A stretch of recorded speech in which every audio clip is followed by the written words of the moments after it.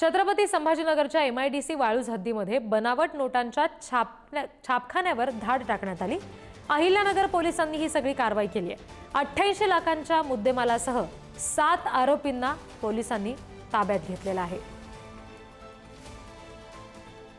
आणखी तपशील घेऊया, प्रतिनिधी सचिन जिरे आपल्याशी जोडले गेले त्यांच्याकडून। सचिन, हा जो बनावट नोटांचा छापखाना आता उघड झालेला आहे, पोलिसांनी नेमकी काय कारवाई केलेली आहे आणि कसं सगळं हा भांडाफोड झाला?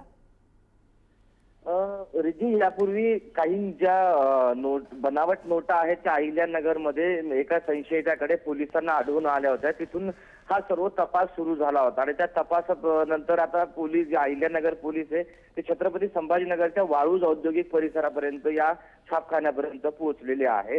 याच छापखान्यामधून जवळपास एकूण 60 लाख रुपयाच्या बनावट 500च्या नोटा पोलिसांनी जप्त केलेल्या आहेत। त्याचबरोबर 1.25 कोटी रुपयाचा जो मुद्देमाल आहे तो जप्त करण्यात आलेला आहे। विशेष बाब म्हणजे याच जो औद्योगिक वसाहतीमध्ये यापूर्वी जे आहे ते मोठ्या प्रमाणात ड्रग्सचा साठा सापडला होता। त्यामुळे हा MIDC वाळूज हा जो परिसर आहे आता अवैध धंद्यांचं माहेरघर होत चाललंय की काय, असा देखील एक प्रश्नचिन्ह उपस्थित केला जात आहे। जी सचिन, धन्यवाद दिलेल्या सगळ्या माहितीसाठी।